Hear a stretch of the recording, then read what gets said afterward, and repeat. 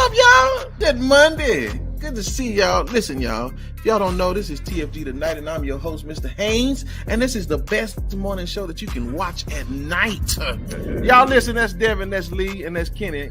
I'm trying to be nice. Black said we got two Americans. Say to my brother Black, man, I think you could be a preacher. I ain't never heard somebody that use a curse word and then read a scripture right after. So let me state for the record, I am a misogynist. You know, Pull out your card, Doc. He's and I'm a chauvinist as well. Anybody who knows me knows that. That's right. Now I can go back to minding my own business. Either that boy is Benjamin Button or somebody lying. And listen, and that boy may be mentally 12, but he's 34. You bad boy, you don't do it again. I'll let Black articulate a little bit better than that. Nope. Okay. Never mind. It's good for the soul. It's like medicine. Right? Yeah, for real. That's all I gotta say. I wish I had one of them applause buttons to, like it.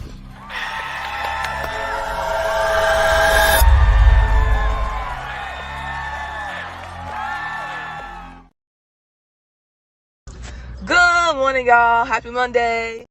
And a happy Monday it is. What's up, y'all? Wow. I am too excited about being on with y'all today. I know we interrupting the WNBA, but all the players we wanted to see go already went, so y'all ain't watching that stuff no more. So y'all come on in here and talk to us, because we the real MVPs. Let me bring on starting at point guard. Okay, I'm just playing. What's going on, y'all? What up? I like that. Yeah, coming on in, y'all. Listen, hey, Carl, good to see you. She's been in since 7:30. Hey, thank you so much. She may be falling asleep in front of the TV. We took so long. I'm sorry. And hey, as always, man. Hey, they started running you them checks yet? That's just somebody asking. Not yet. Oh. No, that's you asking. Stay out my business, Brandon. Stay out of grown folks' business. Oh, okay. All right. Yes, sir. No problem. All right, y'all. Listen, we ain't gonna play around. We're gonna get started and get this thing going. But listen, y'all know if we say something nice, listen now. We hit a good mark last month. Let's try to hit something else this month now. Come on, so y'all, we say something, y'all come on, share something, because we got plenty to say today. And y'all know we talking about our favorite community this Monday. It's a whole lot of letters and some signs. And boy, here we go. I'll let Black, he can put it together better than I can, but we'll talk about it. But before we get there, ladies and gentlemen, we had somebody else come. Oh, that's him. Oh, yes, sir. Thank you. Always. He already reporting on the WNBA. He'll be with y'all in just a moment, so hold on. But before we get started, got a couple follow-ups to do. I watched Good Times. I didn't have a good time. So I'll tell y'all what, I'll let Kenny start because he had a good time apparently, and then we'll just let it go downhill from there. Brother Kenny, I mean, how did you enjoy? He said he binge watched. Didn't you tell me you binge watched it? Yeah, but you putting words in my mouth. I didn't say I enjoyed it. I just said I watched a couple of episodes. Well, you said we were gonna be surprised. So I'm opinion on it. Oh, okay. No, right. I said you'd be surprised by my opinion of it. That's what If it ain't what I'm thinking, then I'm thinking you're gonna surprise me and say something good. Because, but you go ahead. I would say this. You have to have a sense of. You have to be able to laugh at yourself to watch this Good Times thing, really? and take some of the things. And when I say yourself, Black folks, because some of the language and some of the stereotypes is definitely in it, all through it. It's all through it, the stereotypes. So you're not gonna be shocked at that. But I'll be honest with you. On a scale of 1 to 10, 10 being the best and 1 being the worst, I give it a 3. I'm surprised. I give it a 3 because I think they went a little too far with it. Be honest with you, I think one of the issues I have with it is when you think about the other 70s classics, you think about when I'm talking about white classics, we're talking about the Brady Bunch. Would they do a remake on the Brady Bunch being like this? Would they do a remake of All in the Family? Would they show them in a negative light like this? So I don't think they would have done that for those classic shows from the 70s. So why would Norman Lear? But then I get why he did it, because Norman Lear is white. And Norman Lear stole money. He stole money from Eric Monty. So and guess who's the executive producer of this? Norman Lear, even though he's dead. His estate is executive producer of it, as well as Seth MacFarlane, who we know does Family Guy and the Cleveland Show. And that's why I can kind of look at it from that respect, because Seth MacFarlane on humor, he hits everybody. He gives his equal opportunity to blacks, whites, Hispanics, whatever. So I look at it from that point, but I was disappointed. My thing is, why use Good Times? They could have used, they didn't have to use a Good Times theme for people to watch this. They could have called it Growing Up in the Hood or something as an animation, rather than try to steal the Good Times theme and then make it this negative, this stereotypical stuff. So that's my thoughts on it. And again, I understand marketing, so I understand. Y'all remember Eddie Murphy in Distinguished Gentleman? He won his election just because of his name recognition. So again, I understand why that's important. Sister, did you watch it? I made it almost to half of the first episode. And That's me. I was over it. I was trying, and I think there was a time in my life where I probably would have thought that was like gut busting, like funny or whatever. Really? That's why I'm like, maybe I'm just too old. Right. I just think it was too much.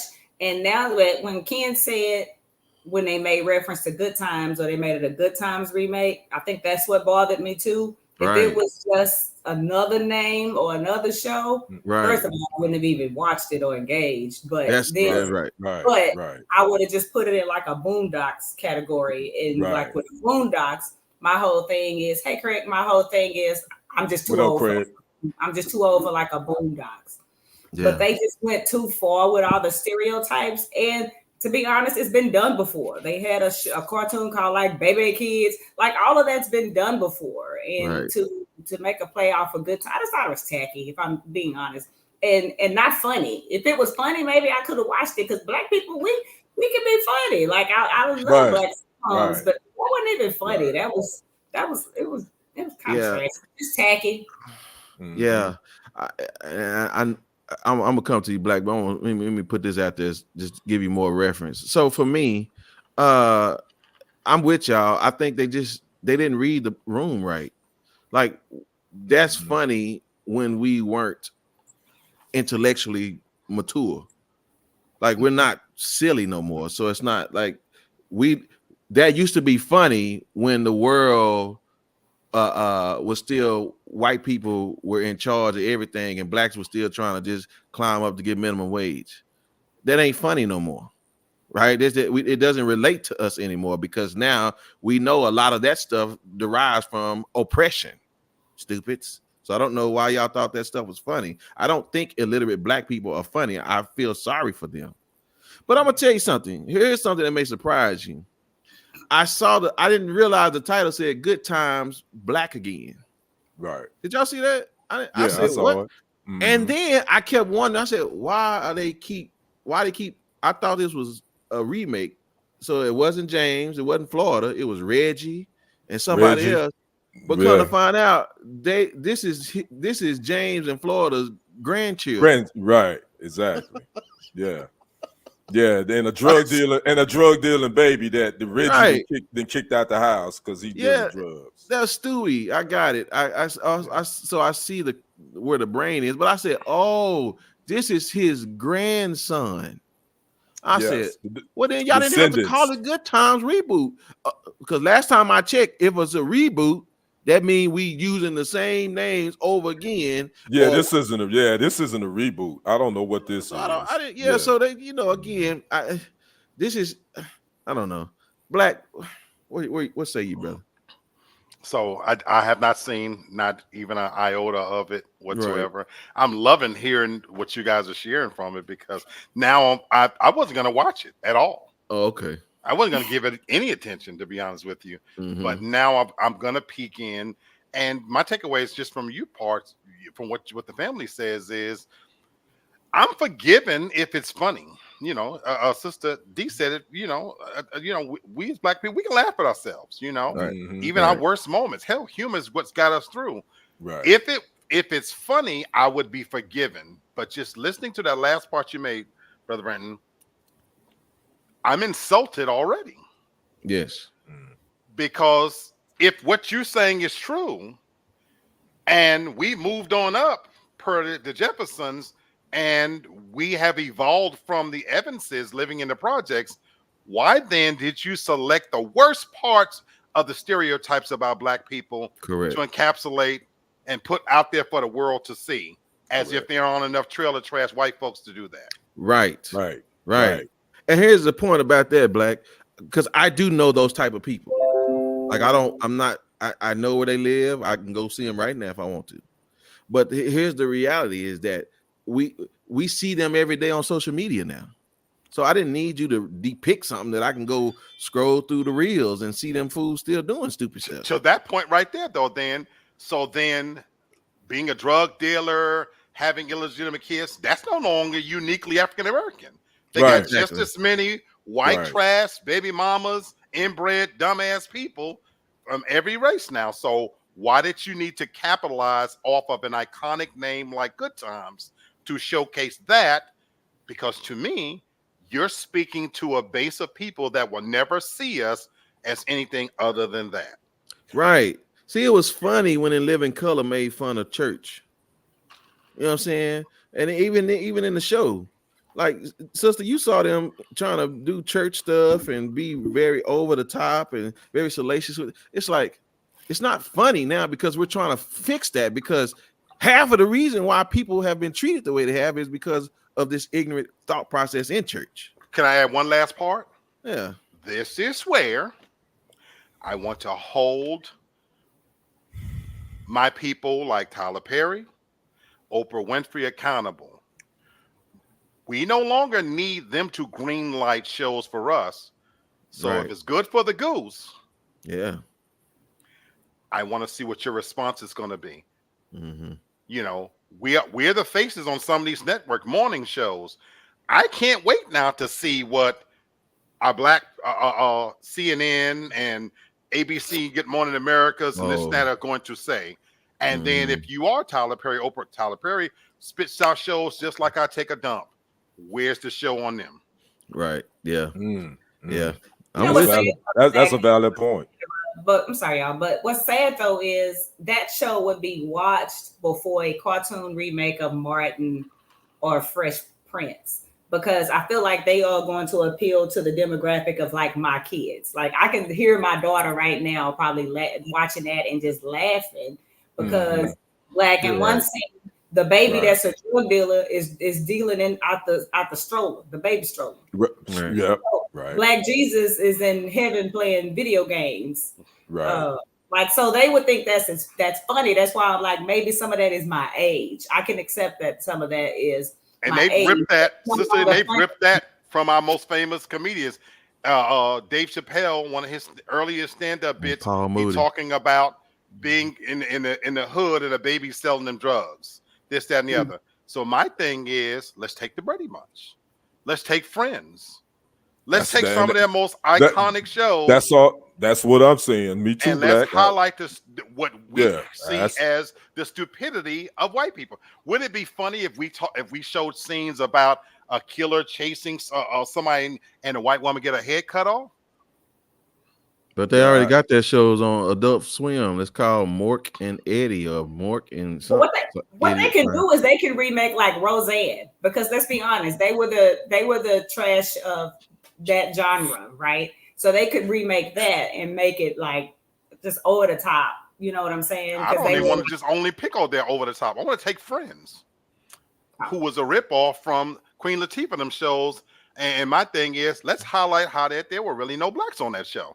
Let's highlight how white people, all they did was sit around and drink coffee. And the shit that they called problems, really, those your problems? you know what, family. Here's the thing that Hollywood won't allow happen. With girl. Hollywood wouldn't allow Tyler Perry or Oprah Winfrey to create a program or a sitcom to belittle white folks. They ain't got to now. It's not going to green grab. No, what I'm saying is, but listen to me. Hear me out. What I'm saying is, Hollywood would not green like that. But when you're a Norman Lear, when you a white person and you can benefit off of black folks stereotypes, Hollywood is always going to get at the green light. Here's my only pushback: that the two people I name, they don't need Hollywood to but I'm saying they can greenlight it themselves. But I know I agree with what you're saying. But what I'm saying hypothetically, taking out without their money, I'm just saying just a black regular writer, I agree, creator that comes in and say, hey, I got this script that I want to show white folks and show they worst parts. Ain't Hollywood ain't gonna greenlight that. No, I agree. But Norman Lear would have had no money. I agree. Just had to be part of the group, and they greenlighted. That's what Robin Roberts is going to say, what Michael Strahan is going to say, Oprah Winfrey's Gayle King. What are you going to say? Or is this because again, when it's us, we just kind of let it ride.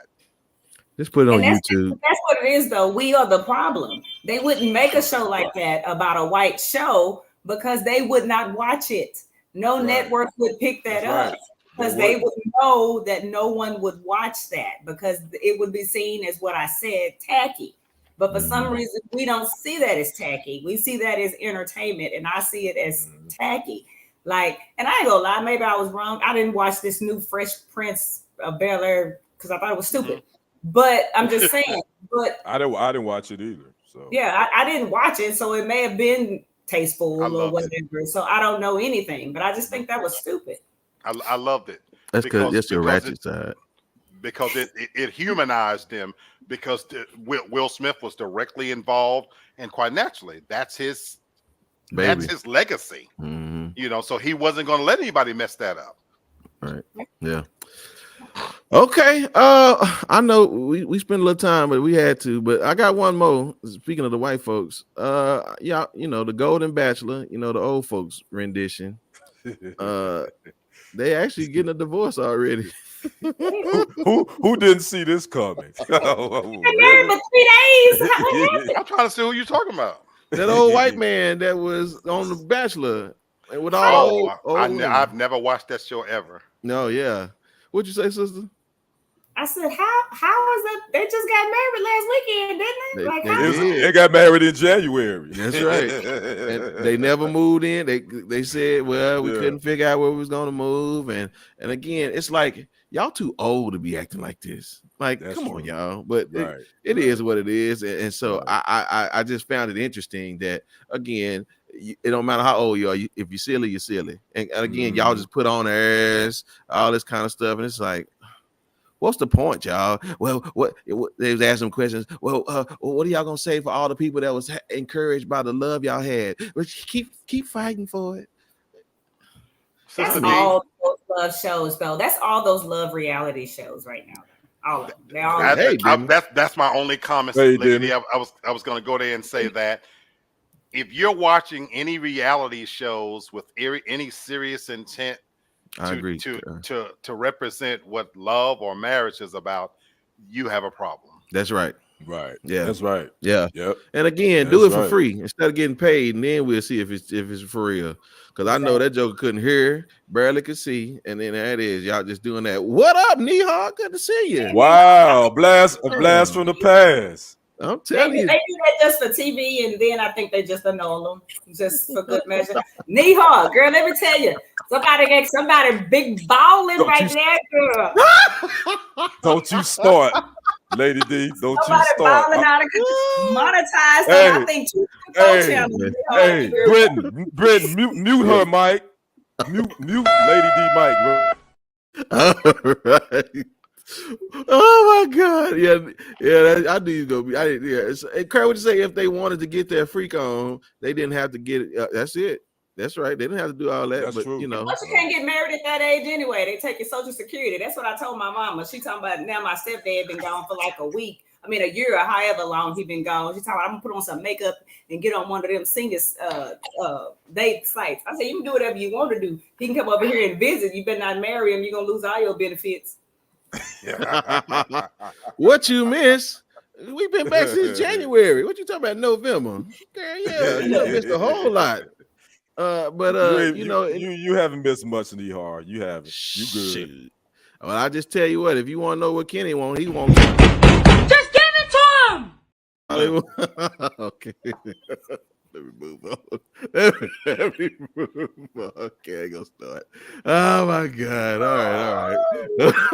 Okay, y'all. All right. Oh, Listen. I'm sorry, sister. I know. Just drink your liquor. Okay, so listen.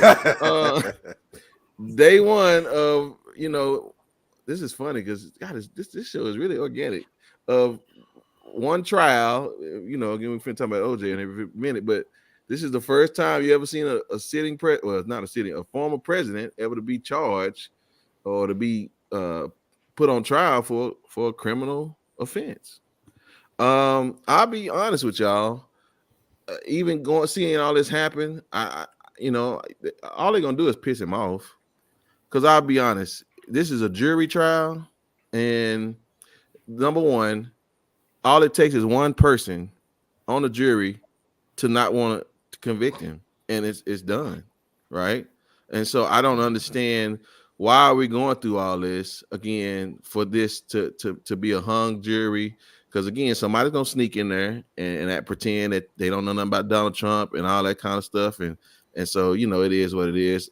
I mean, congratulations, y'all got y'all new reality TV show, but other than that, y'all playing with. Listen, I'd rather watch a whole 10 episodes of Good Times than see y'all go through this whole dog and pony show for nothing to happen to this man.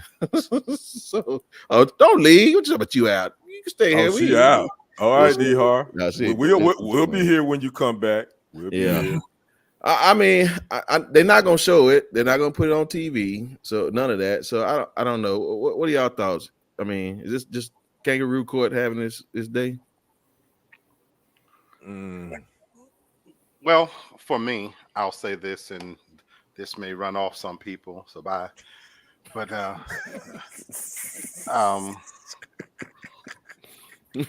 there's a lot of people that inherently they've drank the Kool-Aid.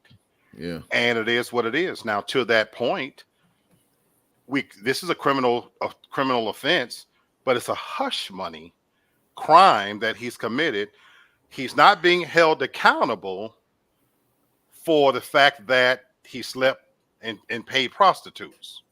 Right. The crime here is that he covered the money over, and possibly used it, so the exhaustion for those of us who are willing to stare it in the face and not be fucking ostriches and put our heads in the sand. Yes. Is that we look at things for the way they are. And the reality is that this is just an area where you're trying to hold someone accountable who has clearly demonstrated on most levels that they are above the law. Now, whether that chaps your side or offends your sensibilities, okay. Well, again, they had that chance here in just a moment when we start talking about Orenthal J. Simpson. Oh, believe me, they got something to say about him. Yeah. So anyway, well, that's it, y'all. I ain't gonna torture, so I ain't gonna answer nothing. But I mean, Kenny, unless you ain't got nothing to say, I'll move on because it's no. I agree. I agree wholeheartedly with my brother above me. Mm-hmm. Well, he's over. That is. Over here. That's okay. I got you. Yes. Over here now. That is. Yeah, I agree 100%. So right on. Okay, well, listen, you up there now. Go on, listen, brother. It's a few things we got to talk about, but I know you got to go and let us know about these dynamic ladies that I have to let us know about the dynamic ladies. And we got our first round draft pick already. Lady D is our first round draft pick. So we are already good on TFG. But we had the WNBA draft is going on right now, and I'm kind of looking like I'm playing tennis just to see. But the names of the ones that we know of, they've already been picked. Just to let you know, we already knew Caitlin Clark would be the number 1 draft pick. She went number 1 to the Indiana Fever. Camila Cardozo, who was the most outstanding player in the national title game for South Carolina, she went to the Chicago Sky, the number 3 pick. And we all know the Angel. And I must say, Angel Reese was looking really nice tonight. She had on a light gray ensemble. Like Grace Jones from no, the dress looked like that, but she don't. Now let's go. Look like Whitney Houston. I remember Grace Jones from what was the movie with Ed? Boomerang. No, her outfit did resemble that, but she damn sure looked better than Grace Jones. She looked pretty. Stop it. She looked really pretty. I thought it was Whitney Houston. Okay. And then Whitney Houston did have something like that on too. Bodyguard. Yeah. But Angel Reese, she went to Chicago Sky, number 7 pick. So those are the names we was going at. So that's what's happening with the draft. It's still going on. We really don't care about what's happening after that. But we got to talk about. We lost a legend, and it's some people in the comments. There's been some people in all the social media streets. They're not gonna look at him like that. But we lost a legend on Wednesday. We lost one of the greatest running backs to ever play the game. That's all you gonna talk about? Arinthio James. Arinthio James Simpson. I mean, obviously, his on-field accolades speaks for themselves, and I have them written down. But I know most of America, they don't look at OJ like that. He's a complex individual. They look at him he got away with murder.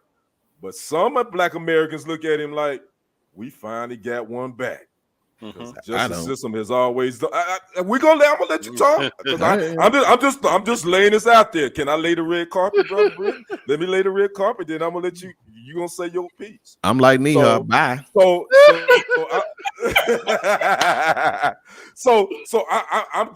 I'm giving. This is gonna be the same question to the whole family again. As I said, O.J. Simpson. When you think about it, he was a black man, the first black man to have a national commercial, running through airports, jumping over suitcases for Hertz. I'm old enough to remember that. I know my brother Lee Black is too. I don't know about you two. Y'all a little younger than us, so I don't know if y'all remember that. We saw it. You saw it? Okay. We got the internet. We saw it. Yeah. Oh, okay. You saw it on the internet. I saw it on TV. I saw it on the black and white. So that's what I'm saying. So I remember that. So my question to each one of you all is going to be, what is OJ's legacy? And I'm gonna start with the lady of the crew. What is his legacy? That Bronco. As soon as I heard he was dead, that's the first thing I saw was him in that Bronco running from them people and getting his big 8-foot ass out of that Bronco when they pulled him over. That's what I remember. I mean, I ain't gonna lie to you. When it was going on, I was that person that was cheering in the background. We all were. When he won, I was doing backflips and cartwheels. And then as I got older and I started reading, I was like, wait a minute. I know a lot of people feel like we, quote unquote, finally got one, or we finally got one over, but I'm a little indifferent to that. Like, when it comes to, I'm more of I want fairness in the justice system, but I don't want MFers getting away with murder. I don't care who you are. So if he actually harms someone, because to me, the type of man that would harm a woman like that is probably abusive and just not a great person. Even if you drink it, I don't care what's going on in your life. So I want like fairness in the justice system. I want the same crimes for the same people, no matter who you are. And of course we don't know for sure if he did it, but I think if he didn't do it, he know who did. And that's his legacy to me, unfortunately. I was talking to my mom about it, and obviously she's much older, and she was like, yeah, I know he used to play football, but I really think he murdered that one. So like, that's just everyone's thought. Yeah, opinion. Yep. And I heard he made his family sign freaking NDAs before he Mhm. died. He What? did. Yeah, he did. Yeah, he made his family sign NDAs. There's a before reason he for died. that. Yeah. So, all right, Brother Crazy. Black. Because I'm gonna say Brent for last, because like I said, I know he got a lot to say on this one. Well, what do you think OJ's legacy will be? It depends on or who you is? ask. It truly Right. depends on who you ask. I think Excuse Lady D is accurate in that in most people's minds, sadly, his playing career will be overshadowed with the events. I was proud to sit here right at this very desk and the day he passed last week and to watch the fraternity of the NFL honor him with remembrance of what he did on the field. So yeah. for me, it depends on who you ask. I, for one, I am that indifferent person. I think fear is a place where you judge pigs. I wish that, in a real world that we could be fair. I'm okay with a little bit of murder if you want to know the truth. Bitch, get out of line. Sometimes you need to get shook up. But that's just my feeling, And I mean that sincerely. I'm okay with that, and I'll live with that. I'll answer to my maker for feeling that way. That don't make it right, but I'm a work in progress, folks. And so for me, I have always been able to separate, the man from his deeds, because the moment for me, I start going down that slippery slope. Bretton, stop laughing. I'm I sorry. go down that slippery slope and I start to mingle the person with what they do. There's a lot of people that I need to X out of my existence then. Elvis Presley, Right. Jerry Lee Lewis, Right. John Wayne, Right. and I'm purposely naming the others because I tend to get a little upset that we're the only people that hold ourselves to a much higher standing than we hold others. Mhm. That I we'll don't know if remember I don't that know if I agree with that though. We hold that's white that, people. that's my feeling. No, I we- think yeah, I think I when agree. I think for we as a people, we remember Whitney Houston as a crack addict. We remember James Brown for his misdeeds and Bobby Brown, this, that, and the other. Right. But then we tend to overlook that John Wayne was a racist. Elvis Presley Right. was a racist. Jerry Lee Lewis married his 13-year-old cousin. Yeah, we We don't don't talk that. about We those don't- things. And we Yeah. would gladly sit there and sing it up with Elvis Presley's movies and watch John Wayne and be fond of Westerns. And if you think that R. Kelly is the only person who slept with underage girls, I got a bridge to sell you. But it's amazing how we hold our own to such a higher standard. And for me, that's why I'm able to separate the two. There are a lot of people that are disgusting, disgraceful, murderers, rapists, everything else. We just so happen to have two of them running for president of the United States. One who said grab him by the peas, Right. and who's been convicted of crimes, but still is the front runner. And his counterpart is responsible for more African Americans being put in the penal system than we could count. But we're going to overlook that? Demi says, unfortunately, it is overshadowed by the murder. I was in college when the verdict came out, and I was arguing with a Karen that he was innocent. That was then. Greg, my brother, said people forgot that the OJ trial was around the same time Rodney King got beat by those cops. ESPN did a great job of talking about it. Yeah, they did. The OJ, the Americans, 30 for whatever 30. they call it, 30 for 30. Yeah. Okay, Brent, I already know we kind of know. I mean, what do you think OJ's legacy?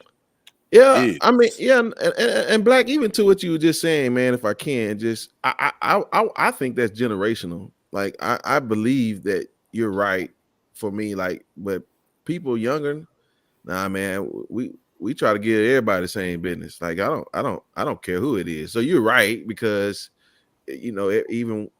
But yeah, okay, you're right. I just think it's generation. I didn't want to take the rabbit hole, but I'm with you. But yeah, maybe we can have that conversation another time. But OJ for me, man, like Devin's right. Everybody was happy, and like Craig, everybody's saying it was because we were tired of they was the only one that got to get off, and that's it. And again, yeah, that gratification because I remember, bro, it was like. One time we was in school and we was fighting about OJ and Selena. Why? You know, the black folks are taking offense to. Yeah, I just want to tell y'all didn't remember what Jay-Z told y'all. OJ didn't think he was black. He said he was OJ, right? That's what Jay-Z said. Right. So, Right. No, and OJ said that for sure. He did say that. That ain't no lie. OJ said yeah, that. no, Right. I saw him. Yeah, I'm not black. I'm OJ. Yeah. So Right. and again, we were trying to support. Black people just wanted to win because there was so much brutality, and it was like he said. You're right. The camera footage is like we finally got him, but you know, again, so his legacy for me, it just. We know the saying. Anytime you want to say something bad to somebody, you want to say 3 things good. Well, OJ done ran out of good stuff to talk about because all those things in the archives of the NFL and the college football that all they gonna remember. I'm gonna say this. I'm gonna be finished. My youngest daughter is 18, and she had the nerve to come downstairs to me and her mama and try to tell us that she know who killed Nicole and Ron Goldman.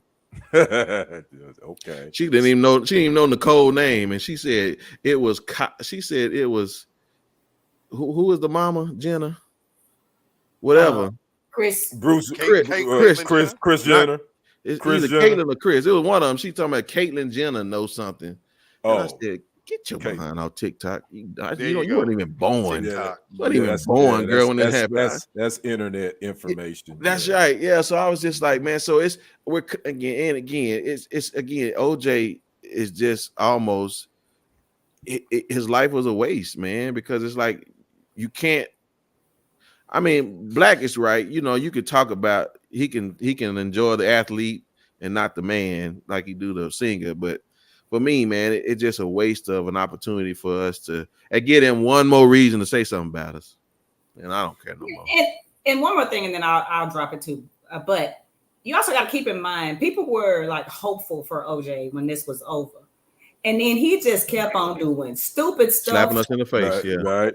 After stupid. I mean, wrote a book called "If I Did It," was going to prison for other stuff. So he didn't even make himself look like a better person. He made himself look like he just didn't help himself, y'all. I agree with you. See, some people. I agree with that. My boy behind jail, he's an idiot. Robert Kelly is an absolute idiot. I'm with you, Curl. Yeah, that was dumb. Yeah. Well, you know, I would say this. I would say that OJ, and I always said this, you know, he eventually went to prison for stealing his own ish. But I just was saying he was just doing dumb stuff. I was like, man, you already then got off. Just chill out. Go to Florida. We don't need to hear from you. But then he started getting more active on social media. Started saying, having, you know, that stuff. But I would say this for me as the sports person on here. OJ was the first guy when we talking about running backs. We talking about football. He was that guy. I wasn't old enough to see Jim Brown play. I wasn't born when Jim Brown played in his height. So the running back after Jim Brown was OJ Simpson. That's right. So my legacy, what I think of, I definitely is going to be more of his football side, but I can't ignore that complex side of him. Yeah. When he put that glove on, and the late great Johnny Cochran said, if it don't fit it, you must have quit. So that's going to be what most Americans remember him by. So I get that. And I don't think anybody shouldn't. So again, rest in peace. And black men, get yourself checked. He died from prostate cancer. Yes, sir. 76. That wasn't old. Sir. So that's another thing to put out there too. Let's make sure we checking out getting our health exams as well. So all right, we're getting ready to go to overtime. We are, man. Listen, Black, have you seen that name before? Sidney Carter. Nope. Oh, put it on your Google it right quick so you can have something to say. Okay. Yeah, Google the image. Okay. She is upset because people have something to say about what she's wearing. She's a basketball coach. Here's y'all first. Watch his face, y'all. Watch it. But so apparently when she's dressing in such a way that people have something to say, her comment was, I can't help that I'm curvy. And so my thing is, if you get to see what she's wearing on the court, it's like, you don't have to, you know what you putting on, girl. And so I'm asking, and I start with sister when it comes to this, and even Kenny, like, yeah, there it is. So first impression, sir, what you thinking? Yes, sir. Yes, sir. so y'all Google a name so y'all can understand what I'm saying. I mean, sister, I know women get tired of being sexualized, but I don't know if you've seen her. She puts it on pretty tight, and it do show a few things. But at a basketball game, I don't know. I mean, does she have a reason to have an argument at this point? I think she does. I mean, but I also think there's a time and a place for everything, and that's kind of at our discretion to kind of learn how to dress, when to dress, and what. Because, and it's not right, but I'm realistic, right? As Black women, we don't always look the same in our clothes as our counterparts. You know what I'm saying? Mm-hmm. And so we could wear the same outfit, but it's not going to look quite the same as everybody else's. And for some reason, when it's us, there's like some kind of negative connotation to it. There's this implication that we're trying to get attention or something like that, when we're truly just embracing like who we are and that we like kind of what we look like. So at one token, yes, she does have an argument, but on the second, she knows what she's doing. Yeah. We know what we look like when we leave our house, and we know that we may look, but we also don't want all of the negativity that may come with it.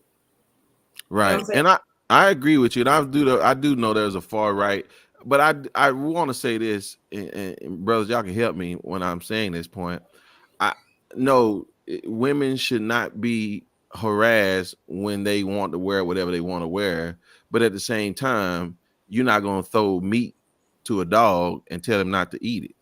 And that's my thing. Like, I don't know where the balance is for that, especially when women, you get offended. It blows my mind. You'll come out, and again, I'm not being funny. I'm just telling what is. Y'all come out half naked, and then y'all go around ignorant dudes, and it's like, well, why would y'all want to do that? If you want to go out, or you can dress up and go somewhere where you're not going to see those kind of guys. So I don't really know why that makes sense to women to dress so provocative that you don't think men, again, they're gonna be men, especially ignorant men. They're gonna be very ignorant. That they shouldn't touch you. They shouldn't do those things.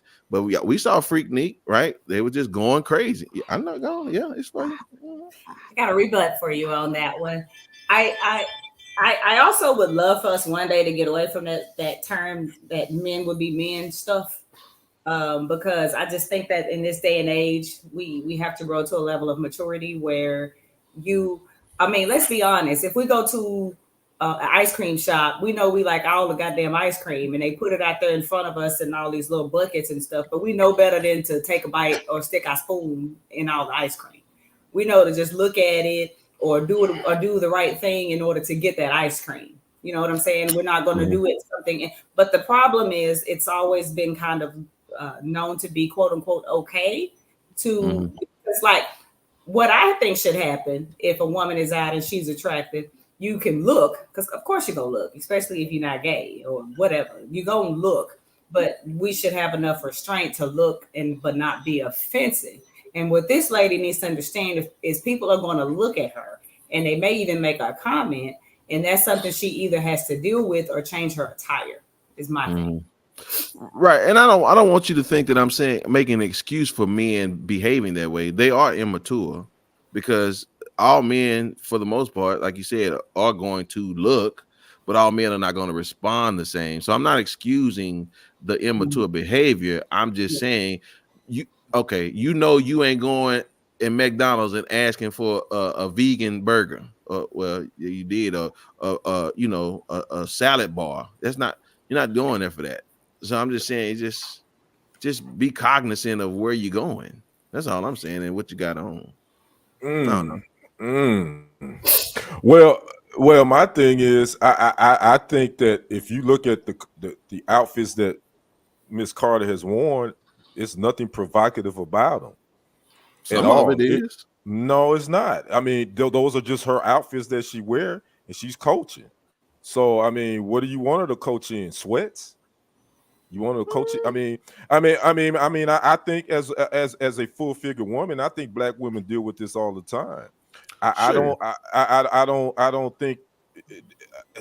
What's the issue? Again, I've seen the outfits that she worn, and none of them, in my opinion, are inappropriate for her job. I didn't say For- inappropriate. I know. I didn't say. Okay. I'm not saying you said Okay. that. I'm saying, yeah. Okay, I'm with you. yeah, you know what I'm saying. I'm saying Mhm. that whoever these comments are coming back having Gotcha. an issue with them, Mhm. I didn't see any issue with them at all. I think Mhm. she does have, as a black woman, most black women have a figure, and Mhm. they're gonna fit, just like Lady D said, they're gonna fit them differently. So Right. it's the issue shouldn't be with Sydney Carter. The issue is with those that have a problem with what she's wearing. I You agree. have an issue, and you need to address that. Yeah, That's my opinion. I'm with you. All right, sir, you've had time. Yeah, listen to this. She's a very attractive young lady. She looks exactly like my nephew's wife. They could be spitting image of each other. I was trying to quickly download a picture so I could upload it. I got to show this to Jay. It looks exactly like his wife. Oh my God. Mhm. But she's very attractive. And scrolling through the pictures, I'm agree with Brother Kenny here. Number one, I don't see anything inappropriate about it, but I'm so glad this subject came up. I'm so glad this show is so organic. It's just beautiful. And that's because she, in my opinion, from what the story is about, she's being penalized for being beautiful. You know, Right. she happens to be dressing. She's an attractive woman with a nice figure, and quite naturally, she stands out when you put her beside the dog-faced bitches that's her counterparts. And so, looking at her, there's a problem. So she's supposed to some kind of way cover up and wear a bag and hide over the fact that she happens to be an attractive African American female and who has some fashion sense and wear clothes that is flattering. So when, like any other American citizen that get up and decide to go to work, we make decisions about what we put on every day. I work from home, but trust and believe, a fat black man like myself, that when I had to work in an office, I looked in that mirror. I wore what I thought made me look attractive, and I wore that out. And I even coveted that attention. So that's what we do. That's who we are. We Yeah. dress because we want to look nice. We want it to be flattering. But if somebody has an issue with the fact that her clothes are form fitting and if she actually has a shape and she's supposed to hide that, you have a problem. Now, the other issue on the side of it, that we're making a big issue, which is important, that again, women have the right to wear whatever they want to wear. Look, ladies, men, we're freaking idiots. We're visual creatures. If I thought I could get away with it, I would grab asses and titties as well, too. I just have enough common sense to know that there's a penalty behind that. And so I know that I don't want to be in any legal trouble, and I don't want a woman socking me the hell out. So I have some restraint, Right. But again, I don't have a problem with. Okay, I haven't seen one outfit that's inappropriate. Okay, I'm gonna bring up one more point, and this is the only reason I brought this up, not because I want to sexualize her, but this is what I'm saying. Dawn Staley, Mm-hmm. the clothes that she wears. I could have said Kim Mulkey, but she Mhm. she white and look crazy. But Dawn, Mm-hmm. she puts on clothes. Again, she wears her Gucci, she wears her Louis Vuitton coat. All I'm saying is that they're going to only look at her and rate her on her ability to coach the team. I don't know how well Sydney coaches. I don't know anything about her team. And so my problem is that when it comes time, if she is successful or as successful as Dawn, it'll always be missed because of how she's looking. And that's all I'm saying. Well, Here's the hypocrisy in that, though. No, I'm not that's disagreeing it. with you. That's right. I agree with that, but that's hypocrisy. Go ahead, Black. Here's the hypocrisy, because when we look at her male counterparts, when you've got coaches that wore loud ties, loud jackets, looking like clowns, this, that, and the other, that's just him. But then we place a different label when it's a woman, I'm going to say the obvious. So it's being that you brought her up, Dawn Staley. I don't know this woman for a can of paint, but for all I know, she leans closer towards the carpet muncher. So, sick of it. speaks to the outfits that she wearing. So again, that may come across a little bit. If she dare I say she's a little bit more manly dressing, manly acting, and this is more feminine. if you had more of her coaching in the ranks, hell, I started watching you bitches. And let me say this, right? And let me say this. Thank Let you me so say much. this, Sydney So Carter. loving. Let me say this, Sydney Carter. You blacknificent, baby. I got your back because you know what? I followed you on TikTok, Sydney, and you followed me back. So if you ever see this, your boy got your back. And Demi, we ain't as bad as men because I ain't gonna lie, I got a whole group of women. I can't even remember his name, but that fine ass coach that from Philadelphia, what's his name? That black man with the beard That what's slept his name? with, cheated on Nia. Philadelphia? Who you talking about? What's the black coach? He a dark-skinned black man. He got a whole beard. You talking about Mike Tomlin for Pittsburgh? Yeah, Football and basketball. Oh, you talking about football? We talk talking about about him all the time, but You talking about Mike Tomlin? Okay. Yeah, but it's just what it is. I mean, so women, we notice it too. It just don't ever go that far. You know what I'm saying? And if you look a certain way, you just look a certain way. I mean, hell, he can't. Hey. All right, no problem. Sydney, I got your back, Sydney. I got your back, coach. Just make sure you respond to my comments on TikTok. You good. Ain't no shame there, is it, brother? All right, speaking of family. All right, listen. Is this good parenting? I got a video for us to watch, and I want to talk about this because I have mixed emotions about this situation. So, family, y'all take a look at this, and let's talk about this on the other side.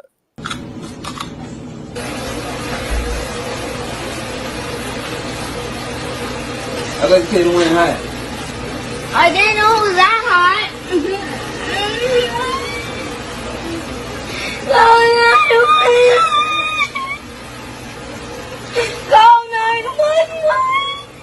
Someone please call 911.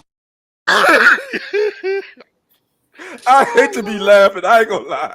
I hate to be laughing. At that. I love it. But that is funny. That's funny as hell. I ain't gonna lie. I love it. So, just a little backstory, and listen. Man. I got funny. enough kids to know this story like the back of my hand. So again, kids always think they smart and they know something. And so of course that pep ain't hot.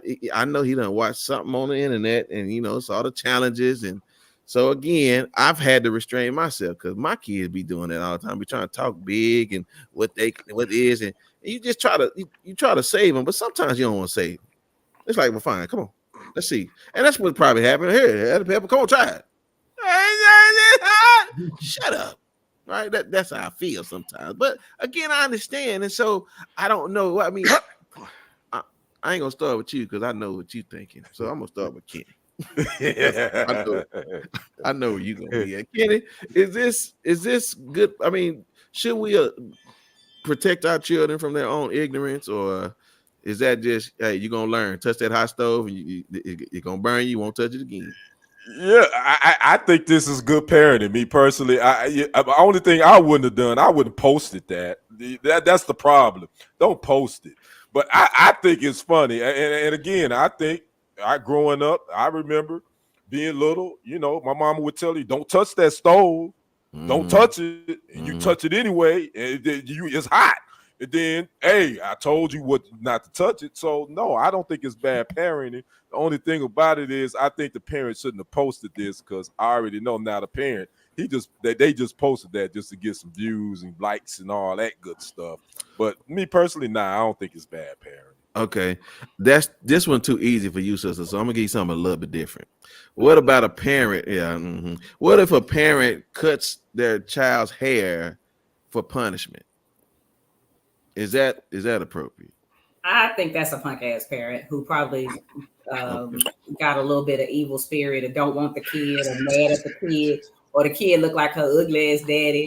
I mean, there's a reason why the daddy got to be ugly. Why the daddy got to be ugly? I just feel like kids get bullied and they go through stuff. So for you to do that to your kid, especially your daughter, I think there's something deeper behind that. And I honestly don't think that person should even have that kid, but because I just think they don't like that kid. You know what I'm saying? Because We know people who mama be telling them you look just like your ugly ass daddy, and then you get a little bit more extra punished than the other kids because she don't like your daddy. So I just now the pepper parent that ain't nothing because I would just tell my kid, you better not cry. Sit your dumb ass down and watch TV. I told you.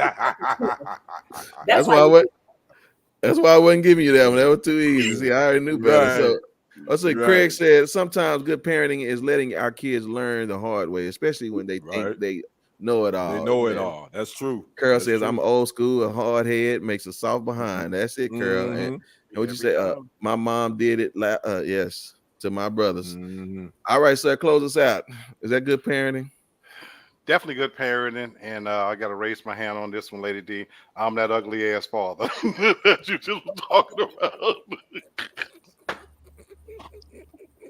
Yo, you damn right. Cut him ball. Cut him ball, and make sure I gave him a effed up haircut at that. I sure did. My. Now, in my mind, I love my son, I truly do. But in my mind, it toughened him up. One, I wanted him to know a couple of lessons behind that because to Carol's point, I grew up in an era where bullying wasn't, you had to learn to fight back, The stuff you got heard at home from my brothers and sisters, there was nothing nobody in school could say to me that could move me because I heard way worse from my own brothers and sisters. And I wanted my son to be a little bit tougher, number one, but also when he was a greedy, lazy child. This was a greedy, lazy child that when you brought food in the house, he consumed it. And so, yes, I set him up on many occasions. And not only would I have posted it, I still post these things now on my page right now, things I post right now, and they're grown. I like to continue to let them know that's going to live in posterity. That ain't never going away because I want to remind you of some of the dumb ish that you've done. You'll always be children to me. But again, it's not necessarily to ridicule them, so to speak, but it is life lessons that it toughened them up. Mm-hmm. But I think a boy is different because I remember cutting my son's hair off because I kept telling him, if you don't comb your hair and wash your hair, right, you ain't gonna be able to do a lot like that. Because he wanted like a mohawk and braids. I'm like, but if you're not gonna comb it and wash it, you can't have it. And he wouldn't do it. So then he got a fade. You know what I'm saying? And I think it's different for a boy than it is a girl. Agree. Right? No, I wouldn't do it. I wouldn't do it to my maybe daughter. I wouldn't do it. But I post embarrassing videos. Yeah. Especially if my son, I punished him by making him wear like Pro Wings or Shaq shoes or something like that. You know what? My maybe daughter right now, her beauty is her everything. And I hate that her mom has instilled that in her, that her looks is everything. Her long hair, this, that, and the other. And I continue to post videos because I like to bring her down a peg or two because I do want her to know that that doesn't define you, that you're smart and you don't have to get by on your looks. And that if something, God forbid, should happen, I don't want that to be her be all to end all, that you're more than that. So I do try to give little reminders about that. Now, I would never think we would do that to a girl's hair because that's no, not cut her hair. I'm saying I post embarrassing videos of her because she shines on social media, twisting her little ass all around, smoking hookah and this, that, and the other. And I like to every now and then remind her friends, this is who y'all looking up to. My. You say your mama was tough too, so I know where you get that from. All right, yes, sir. Well, okay. Well, again, I guess it wasn't that bad. I guess we just have to watch the boundaries. And again, boys cutting their hair. I would never think we would cut the girls' hair. That's like you said. That's just evil. Yeah. You trying not to like it. But all right. Well, speaking of boys, what business you getting into? Y'all know for real, I was minding my business and ran across a video of one of Will and Jada little kids running up on Justin Bieber and hugging him from the back and grinding on his butt. And then Bieber turned around and kissed him like the neck. And that's how they greeted each other. And Justin standing there looking like he'd been through something in life. He looked like a 57-year-old man, and he's not even that old. Yep. And Will kids, they just different anyway. Yep. They just different anyway. But what I want to know, and I may be speaking to the wrong room of folks, I think you are. are boys different today? Are y'all hugging, kissing, grinding, booty snatching each other just to say hi? Like I'm so They confused. different. I'm so confused, Ken. You kissing They your different. own neck? The hell no. If I would, they different. And Brother Black speaks about this all the time. These young cats now, man, I don't get it. They wearing these tight, straight leg ass jeans and hugging their nuts, and they want to wrestle and touch on each other all the damn time. Hell, man, I ain't even touch on my brother like that, and I love him to death. They touch on each other all the time. I don't get this bro thing with this new generation. And when I saw that video, I'm like, oh yeah, they humping. Yeah, they humping. Yeah, that's what they doing. I don't know. Black, was that appropriate, or are they just being young kids? No, It's humping. appropriate for this generation, and sadly, that's where we're at.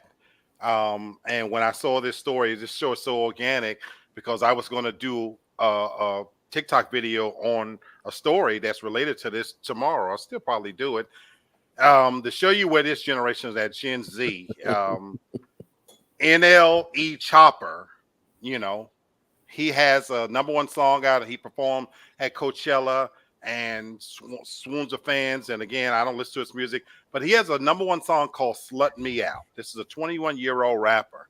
It's called "Slut Me Out," and I want to share this with the family. This is why I love this platform, and I'm just going to read the chorus, the song. He says, "A, rip off my shirt if you love me, spit in my face when you F me, play with my gooch while you suck me. Eat the D like you was ugly. I mean, hold on, wait. Where's your friend? Bring your buddy. I don't think that you're enoughy. Her favorite thing to say is cuff me. Slut me out, slut me out, slut me out. Rip off my shirt if you love me. Spit him." And he goes on. This is the first verse to a song that's active, current, and as we speak, has over 100,000 views, is popular, and this is what this generation is listening to. And it's very, very sad because we have witnessed the emasculation of men. And so if you want to destroy a people, you destroy that people's ability to reprocreate. Mm-hmm. That's true. And so for my generation, more of them are already incarcerated. But since the jails are full, the new attack is coming on the younger generation, the Gen Z and Gen X. And what you've done, you've emasculated them to the point where they are now the new women. And sadly, my son has fell into those traps of behavior that was normalized because they don't have the taboo. They don't have standard roles anymore. They're sexually fluid and gender fluid. And so this is what's happening to that generation, and nobody looks upon it, the way they dress, the way they talk, the way they act, the way they greet each other. And I don't have the answers, you know, because that is what's normalized when we see the videos, the TV shows, the whatnot. And sadly, some of our same stars I talk about, they've also normalized this behavior. And so we've got young men for generations who've been growing up in homes where there aren't fathers in the homes, there aren't uncles, there aren't big brothers. And now we can't even tell them that this behavior is wrong because we're the ones on the outside standing in, and the alphabet community makes us feel like we're the ones that's strange. And so it's just very sad to me. What is a gooch? The gooch is the area between your butthole and your balls. That's your gooch area. I can't make this up. I can't. This is a test. This is. You want me to get even more? Not only black me out. Okay. But what does it say that women ask me, don't wash my gooch? They like the smell of the gooch area. That's how, when I say these nasty, filthy, no goods. That is the area that they in particular are talking about. That when I'm sitting on my fat black ass all day after farting, taking a couple of dumps and whatnot, that's the area that they don't want me to wash so that they can put their filthy, nasty stuff down there. Folks, I give up. All right, subject change. Britain, I know you have at least one son. Going to Rather make me a his son be comfortable in his skin and comfortable with his friends to where he can hug them and greet them like I greet my homegirls, which I, by the way, I ain't never greeted my homegirl like that. I ain't grinding and hunching on my homegirl. Or would you rather him have this toxic masculine behavior? I wish I didn't ask that question.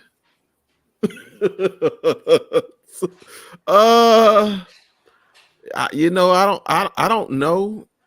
I don't know what. No, I definitely don't want him acting like them. Toxicity, I think that's still like subjective, right? And so I don't know. I can manage the toxicity over this other stuff. So I'll probably take the toxicity. If I'm being honest. I mean, just you can grow out of that, especially when you care about somebody. You can grow out of that. You know, I don't model that for him, so that's something that, yeah, I would take that because that other stuff, yeah, you can.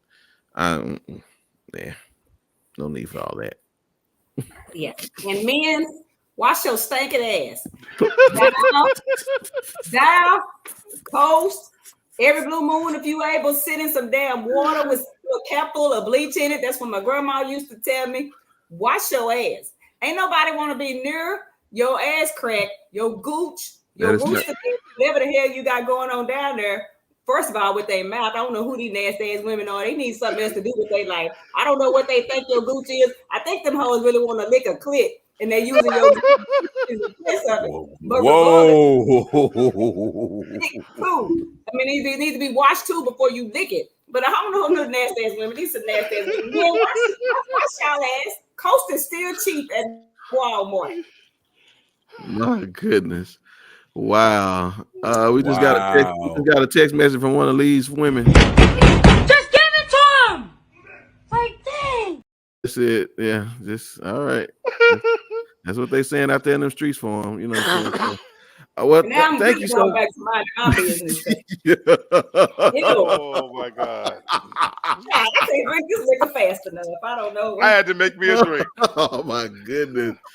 Craig, I tried to get to it quickly. I'm sorry. But y'all know how he is. So anyway, all right, thank you. Going back to minding your business. I sure will. Okay, all right. Well, you know, I apologize. I ain't making it better right now. So apparently in Texas, the rodeo is in town, and I guess they like playing with Gooch too. I don't know, because the rodeo wants to represent now. They're representing the LGBTQ plus community, and so they had a gay rodeo in Texas. I don't know where they did it at, but they sure didn't do it around nobody that's voting for Trump this year. So so again, I just wanted to ask y'all. I guess number one, why is there a need to tell us that the people in the rodeo is gay? And then two, what would you think is the next type of staple that gay people will want representation from? Like want to have their own segment. For me, I thought about one that it'll never happen. I thought about NASCAR. Like it's just that's how that just came out of nowhere. NASCAR, okay. But I'm saying I wouldn't think that we would be having a conversation about a gay rodeo. It's like I wouldn't either. I mean, so what other places? I mean, number one, would that entice you to want to go to the rodeo knowing that it's strictly gay? Y'all know we ain't being homophobic. I'm just asking questions. Right. I just want to know. I mean, sister, you going? I mean, it depends. I'll go just because I feel like it'll be entertaining. But okay, and what's gonna be different? Well, I don't know, but I just feel like when communities make something their own, it's because they feel like they aren't welcome in something Represent. someone else's. Just like Black people, we have lots of things that we do that Yeah. are our own. Like Because- HBCUs. That I mean, we had Because to have when we created HBCUs. that, it's because we weren't welcome, in the ones that weren't our own. So to me, if they created a quote unquote gay rodeo, there must have been something happened where a group felt like they weren't welcome at the rodeo that was not gay. You know what I'm saying? I didn't know that that was something that was necessary, and I'd love to know why. I mean, Yeah, me too. and because I'm who I am, and I'm a visual thinker, I in my mind see a bunch of people dressed like Lil Nas X, on horses. And so I want to see it because I think it'd be kind of cool to see, but I also want to know, like, why was there a need for like a gay? I mean, just for instance, there are gay bars, and the reason why there are gay bars is because there was a time where they weren't accepted in a lot of straight bars as far as being able to talk, mingle, hug, kiss, phone. So I get that part, but I don't know why. Right. I get the gay bars because you want to be in community, but I don't get the gay rodeo. So Black, I mean, what other entity could be representing the gays? I don't know. Y'all tip Demi, Craig, Carol, what other place? I'm thinking maybe they're gonna need a gay circus. I don't know. Well, jokingly, but that's But probably that's what's probably coming where we're going and where we're headed, and that's always been my problem with the alphabet community. And I say this with true respect. I'm all for representation. I think that's fair. Anybody want to see themselves, and I love the point you made, Lady D, that once upon a time they could not openly gather, and now we have that. They have that. You can literally leave your door now and say, "I am going to the gay bar. Right. I'm going to a gay ball," and that's okay. I don't think any people should be persecuted for how they feel or whatever. If you're not hurting old people, children, animals, and it's a consenting adults, I don't care what you do in your bedroom on how you classify yourself. But this has always been a problem with the gay, lesbian in the alphabet community. Your entire message is fundamentally based off of acceptance, and yet you're the most intolerant people around. Because if you're telling me it's okay for you to create your own lane, and I'm saying okay, then why do you feel the need to infiltrate my lane? Because now if I self-identify as heterosexual, then I'm a cis male and I'm this, that, and the other. It's okay.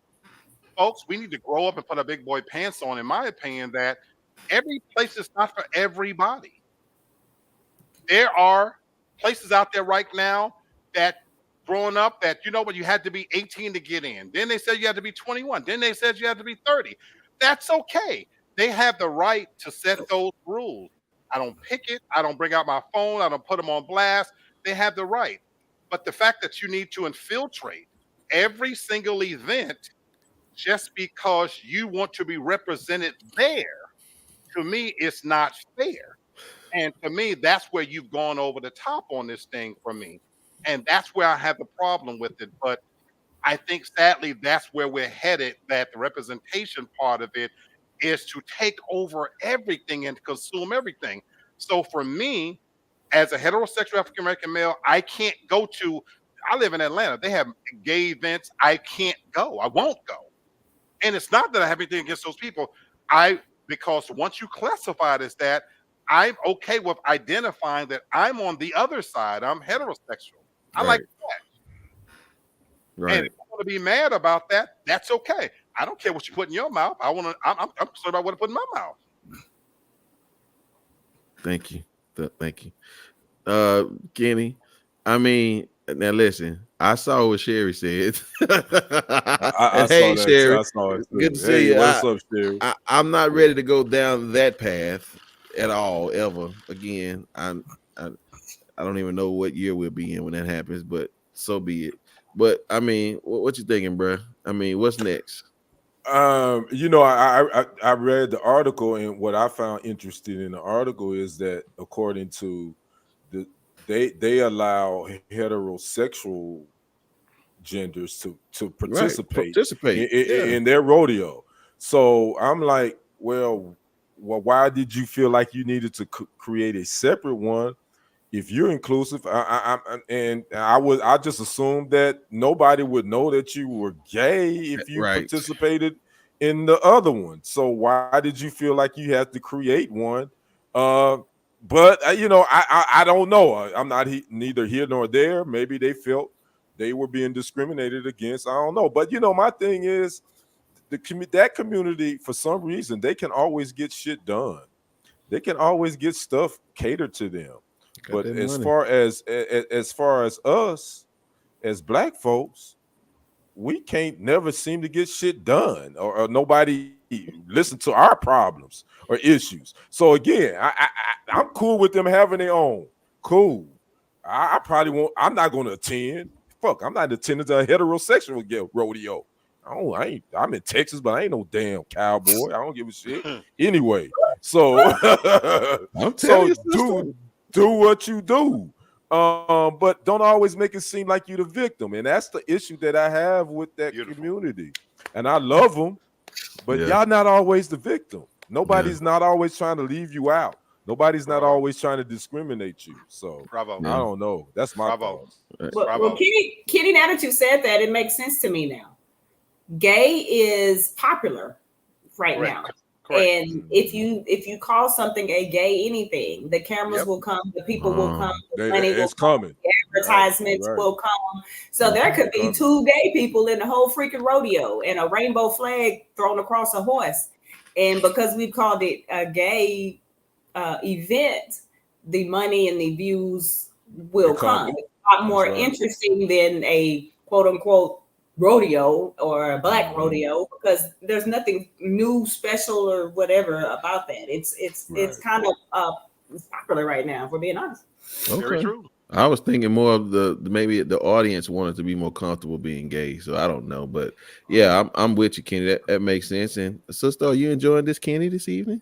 I am so excited. I mean, goodness, what did I do? Ooh. I've never heard you curse like that, Brother Kenny. I just slipped. Oh, you coming over to the dark. You coming over to the dark side. You coming on over to the dark side, my brother. I mean, putting them all together, y'all. Here it is. Okay, well, listen. I got us another good topic today, and I just need my family just to give me some clarity in these moments. So, morally bankrupt. And I'm gonna tell you why I brought this up. Again, the words speak for themselves: morality, and then bankruptcy. But I felt the need to have the conversation in a different manner because, for number one, I give you an example. Our morality is different. People have different moralities. We have different standards. Some people think cursing is not bad. Some people do, right? Some people think they're more religious than others because they go to church more. Whatever. We all have different standards of our morality. But what everybody clearly understands is bankruptcy. That means you have no more ability to pay things, or you are tapped out, right? You can't get it done anymore financially. So I wanted to pose this question to my family, and I want to hear from all that are out here watching us. I want to know what your thoughts are. So as it relates to moral bankruptcy, how many times does a man or a woman have to cheat before they would be considered morally bankrupt? Does it one? Do you think somebody cheating once, does that give them, could they take on it? Because again, that's one of the things that is so, I call it a fad, right? Is always putting a title on something, right? So would somebody cheating once, would that be considered morally bankrupt?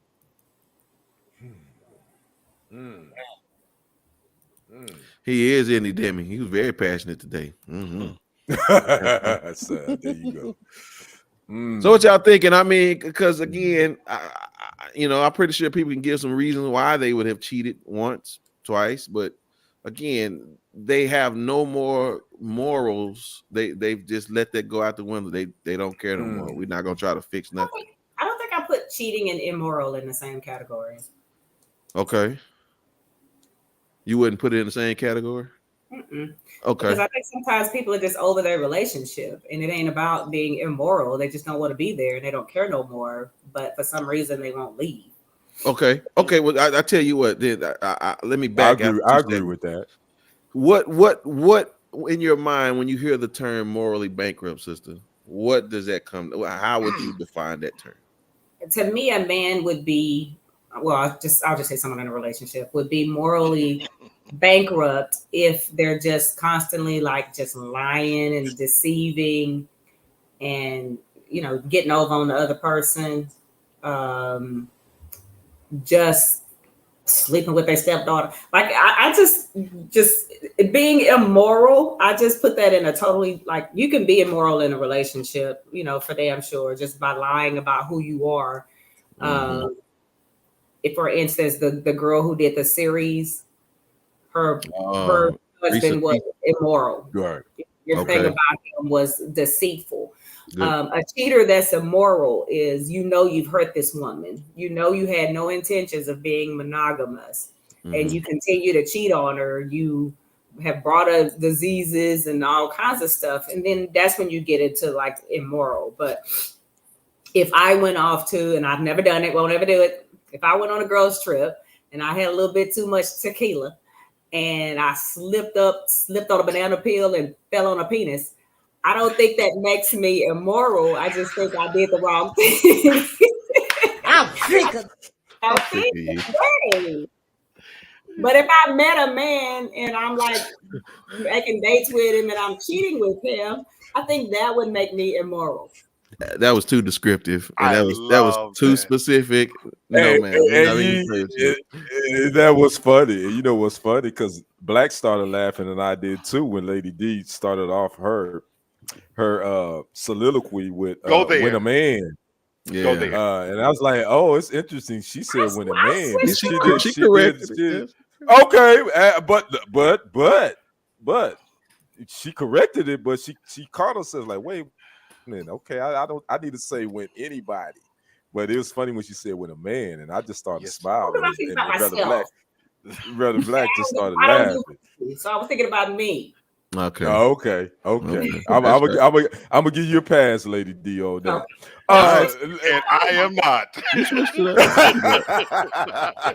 All right, but Kenny, what do you think? Well, no, I'm gonna let Black go since she want to rebut. Go ahead and rebut. This is my sister, and I love her to death. This is my sister. I'm telling you, Carol. I love her to death. Out of the heart's abundance, the mouth speaks, and that's why I laugh right off the bat, because again, that's the first thing that you're associated with, and again, that's fine.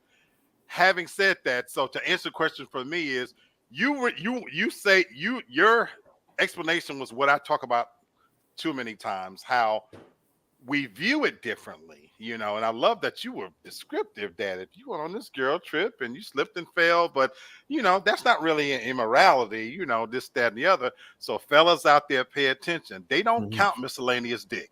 You just proved that. They don't count miscellaneous dick. But we as men, we count every nasty, filthy, no good act. If you touch my penis, that counts. I'm taking that to the grave with me. I'm telling you. Having said that, for me, immorality, it all falls under one big umbrella for me. Lying, cheating, stealing, fornication. No, Sherry. You cannot use that. Wow. That's your sister, Black. That's your sister. I know. And she's just as immoral as they come. But okay.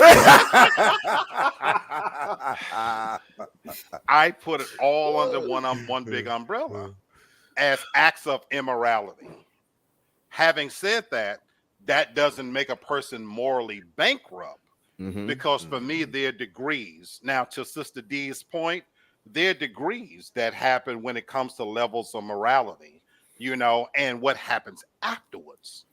Because, you know, do you want forgiveness? You know, are you seeking forgiveness? Are you sorry? You know, moral bankruptcy for me is that when you've reached a point where I don't give a damn, I'm not going to be judged by man nor God because I'm my own judge. And I think when I look at somebody that's morally bankrupt, and we have a few politicians, in my opinion, that fit that bill, that they're not answerable to anyone. They've crossed lines so often until I don't think they believe they should be held accountable.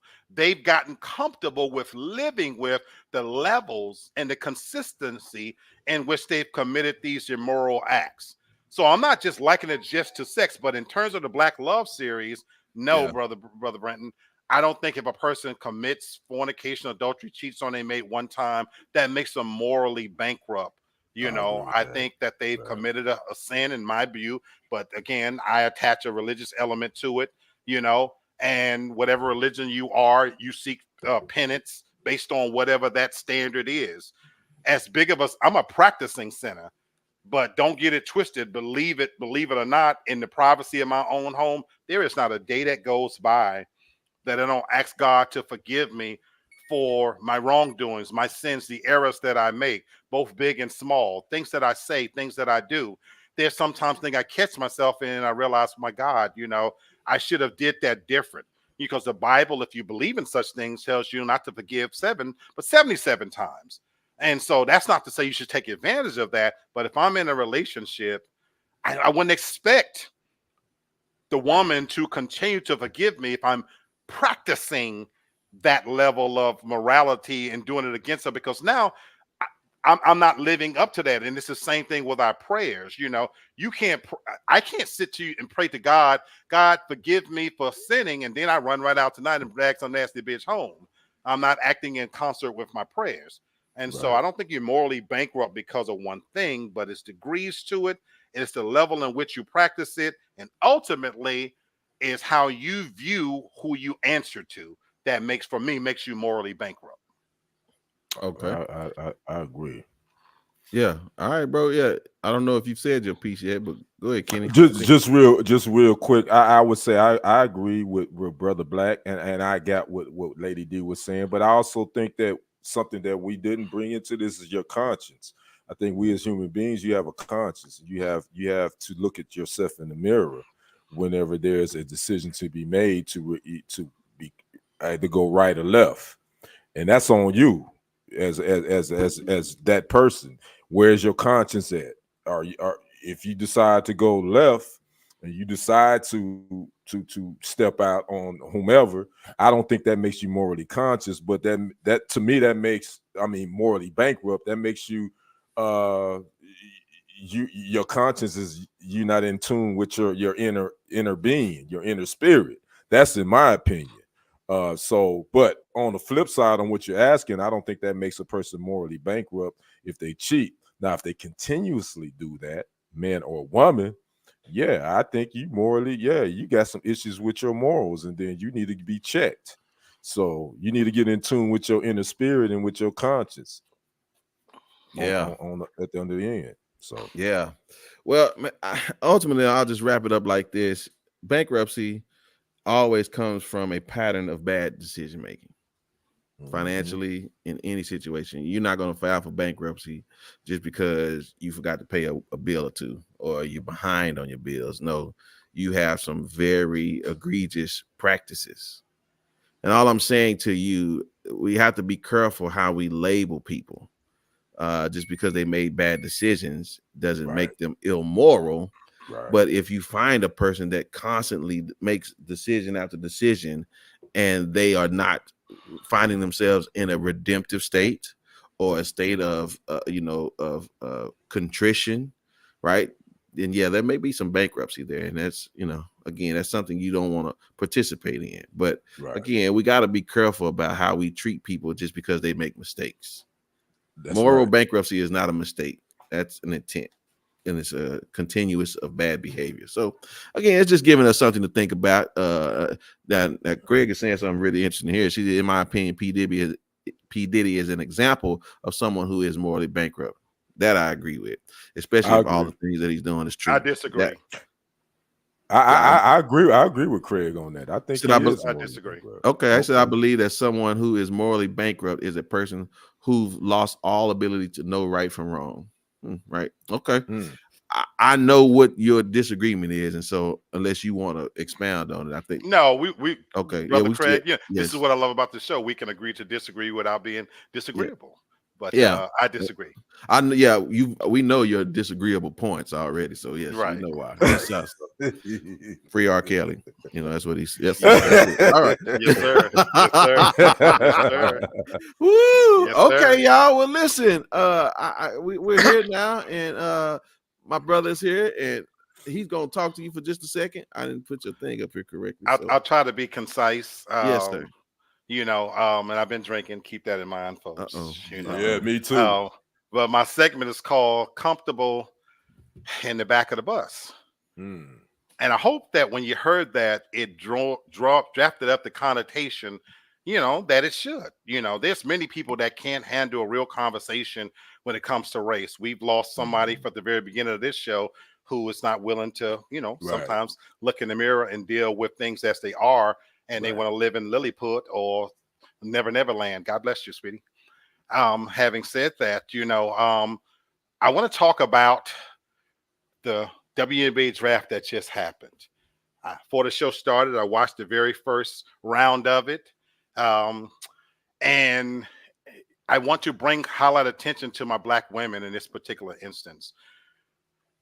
Charles Barkley said about Kevin Durant, he's one of the greatest players to ever play the game. He'll never be remembered his legacy because he didn't drive the bus. He joined the team, this, that, and the other. Go look that up if you don't know what he talked about. And how does that apply here? We just watched the WNBA draft, and the ratings will tell tomorrow that there were a lot of eyes on this. And as expected, Caitlin Clark, the white phenom, she was drafted number 1, and she's off to start her WNBA professional career, folks. Why am I bringing this up to my Black sisters? Be careful how comfortable you get sitting in the back of the bus. The WNBA was built off of your backs, your blood, your sweat, your tears. And what gets me sometimes for my sisters, as great as you are, with all that you've accomplished, and Black women are not only the most beautiful women on the face of the planet, in my humble opinion, statistically, they're the most educated. And they're the most hardworking, and they're the most long-suffering, and yet they continue to sit at the bottom of the totem pole. Why? And I think one of the reasons to my sisters out there is that y'all too easily sometimes are willing to let somebody else drive the bus that you've created. I'm okay with shedding light on Caitlin Clark, and this is not going to be a segment about bashing white players. I could go there if you wanted me to, because I personally believe that America's greatest gift is upholding the integrity, morality of a white woman. That's what the organic nature of this show talks about. Every horror movie is about saving a white woman. Me Too campaign is built on offending a white woman. Nothing really happens in our communities, effective change, until it affects the suburban communities and it affects a white woman. But we're not going to talk about that. In this case, we're going to talk about Black women. That draft is over. And it was beautiful to watch some of these sisters get the culmination of their hard work and go to teams and fulfill their dreams. And I'm not about to shit on those dreams, because I hope they get everything that they work hard for. Some of them came from harsh communities, and it took a hell of a lot more for them to get to that place tonight than it did for Caitlin Clark. And they won't make not even a fifth of what she's projected to make. But ladies, be careful. Be careful about elevating her to a pedestal that she hasn't accomplished anything yet. We're not going to talk about the fact that her greatness stems from the fact that one Steph Curry changed the game to where basketball is not played the way it's used to. Steph Curry turned it into shooting. So a slow white woman who plays no defense, who can shoot, is now considered the GOAT of college basketball. And y'all sit there. I'm okay with you riding coattails if you must, but don't put her in the driver's seat. Take a page out of Beyonce's book. We're not going to debate whether Beyonce is the greatest artist, this, that, and the other in her legacy. But here's what she did that I want black athletes, black women to take from that, is that she decided that when white people moved in her neighborhood, she moved in theirs. She utilized the fame and the attention that Taylor Swift got right from the Super Bowl and used that moment to generate a commercial that paid her some $60 million, launched a new album, and now she's the first African-American woman to have a #1 hit in country music. And she's breaking down barriers, opening up doors. Why am I telling you that? Ride Caitlin Clark if you want to. Allow her to bring in those eyeballs, but don't you dare let her sit at the head of the bus that you've been driving for so long. Stop being content and getting comfortable for a place at the table when you are the damn table, folks. Ladies, WNBA women, you are the table. You are the sport. Stand up, speak out.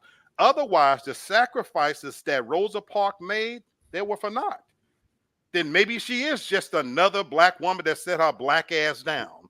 But I hope that that's not the case. I hope she sat down so future generations like you can stand the hell up and say, wait a minute, she's okay, but we've been doing this for a hell of a long time. And there would not have been a lane for her to come through had we not created it. And while you want to shine a little light on a dog's ass, I am that dog. And so I hope my WNBA sisters are lying in wait. I hope they're watching tonight. And I hope they're waiting till when they get that ass. This is not a knock on Caitlin Clark, but you use this showcase that now the eyeballs are there. It's the Tiger Woods effect to make money for yourself and let all eyes who are now watching know that you are not only driving the bus, you don't belong nowhere near in the back. So don't you dare get comfortable. God bless my sisters.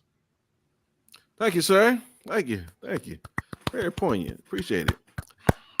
Wow, what a great show today, y'all. I really appreciate everything that you all do. Glad to see Sister back. And again, we missed you last week, but so glad you're back. And all the things that you do. But ladies and gentlemen, it's final thoughts time. And so again, madam, you was in somebody's business really good, but can you give me a final thought, please? I just want to say on my final thought that, kid, I don't know what you drinking tonight, bro. But I'm gonna need you every Monday about 7 o'clock to start sipping on that, kid, because you may have said more F words and S words than me and Black combined. We are angelic tonight. We are ahead of you in the line to heaven, and I love it. I'm gonna need you to keep coming just like that. It made me feel good, Brent. I'm gonna need you to put down the Bible, son, and say a couple cuss words. It ain't gonna hurt nobody. He started to sound like a preacher. but I'm so happy for it. And just FYI, I don't be slipping on banana peels either. I was just telling you about if I did that, that don't make me a bad person or a cheater. It just made me drink too much tequila that night. That's all that is. That's literally all. Girl. That's what's up, sis. We just got a message from the DoorDash guy. Just give it to him. Yeah. Sliding on no banana peel. Get out of here. All right. Thank you, ma'am. Thank you. All right, sir. Reverend. All right, I'm Reverend tonight. Okay. Yes, you are. Yes, sir. You got all of the merits. I'm gonna list a couple of names: JB Smooth, Yvette Nicole Brown, Jay Farrow, Marseille Martin, and Slink Johnson. If you don't know those names, they did voiceovers for Good Times. And I want to say this, and I know they may not ever see this, but all money ain't good money. It's not. And I'm not trying to count nobody's pockets. As a man, you never count another man's pockets. But I think that when you look at the totality of this Good Times animated series, I wish these sisters and brothers that look like us would have turned them down, because I don't think it's a good look for us. But again, I'm not counting their pockets, but sometimes we got to stand up. And sometimes standing up meaning taking a financial loss. Right. And you figure out a way to pick that up on the back end of that. Yep. So again, And I like JB Smoove. He's a bad man when it comes to his impersonations. He do some great impersonations. Yvette Nicole Brown, she's been in a couple of things that I've seen before. Jay Farrow, he's a impersonation king. Marseille Martin, I'm familiar with her. Slink Johnson, he played Black Jesus on Cartoon Network.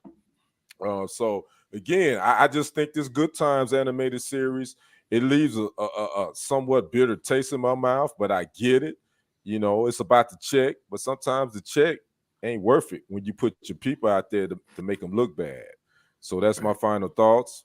And then I'm also going to say this. It's always a good day to be a Green Bay Packers fan. Always a good day. Those are my final thoughts. They made a trade or something? What they do? No, they ain't do nothing. It's just always a good day to be a Packers fan. To his team. He's just loyal to his team. I'm sick of that. I'm sick of that all. That's what my sister asked me to play that for you for the Cowboys. I know that's right. Sister. All right, my brother, come on. Folks, I ain't feeling no pain. I'm feeling pretty good, as you know. So the organic nature of this show is beautiful. We show up because you know what? We have this show shows you that sports, pop culture events, they're all a microcosm for all the things that's happening in the African-American community. And that's why we do this. And we need serious people because we got serious things happening. But this is not that moment I'm going to end it on. I'm going to end it on a moment to shout out to all of my brothers who, you know, take good care of that gooch. You know, I sit here in this seat, you know, for quite a few days. Folks, even a big fat man like me, just about on every damn corner, they got a Family Dollar, Dollar General, and I buy a whole lot of soap. And even when you're fat like me and your arms are short, you still got to keep your gooch clean. Soap that big, thick rag up, slink it between your legs, and seesaw and get that gooch clean. Because I tell you, not only do you not want them nasty for the no good bitches down there sucking on that mucky, gooky area out there, you don't want to smell yourself. You know, keep your gooch clean. That's my public service announcement to the men out there. Keep your gooch clean.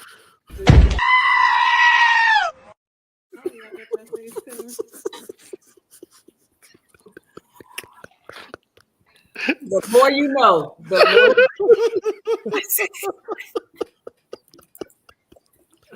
I will donate. Oh, Lord. Oh, Lord have mercy. Oh, Lord have mercy. Good night, ladies.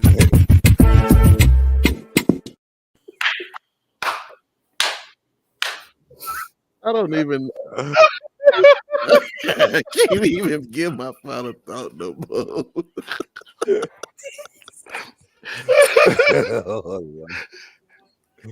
Oh, God. Okay. Shout out. Okay, I don't even. Yeah. Craig, I know.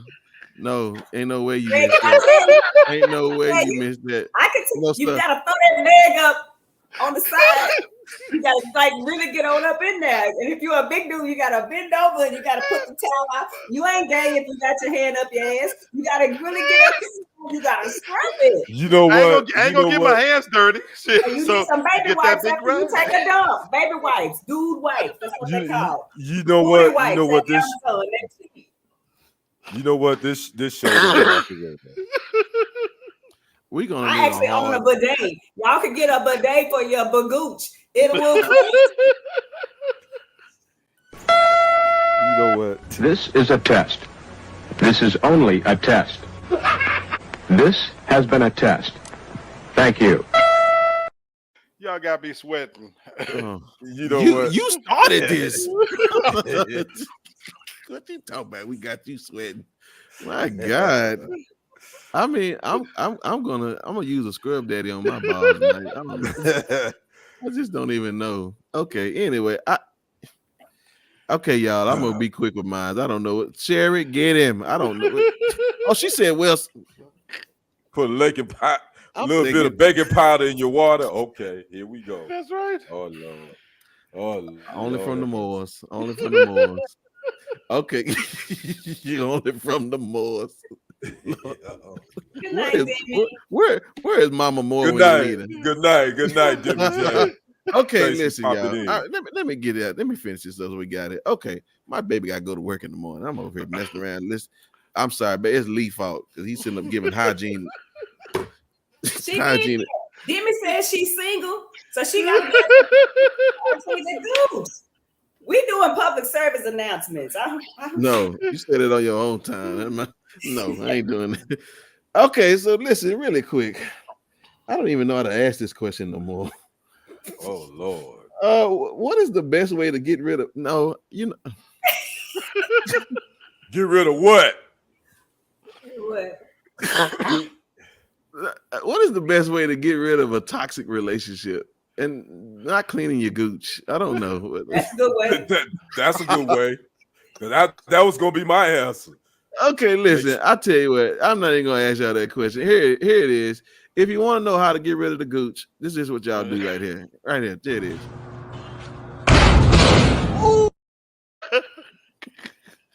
If we don't clean his might gooch, not have no gooch left.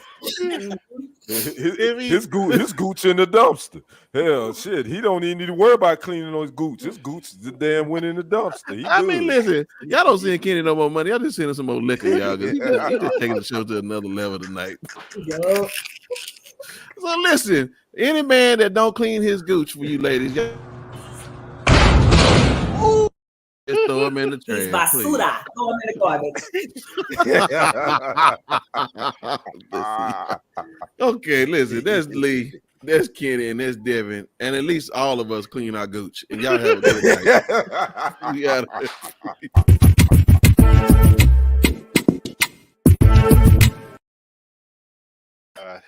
Y'all crazy, man. Oh my goodness, Really? y'all crazy, Really, bro. y'all.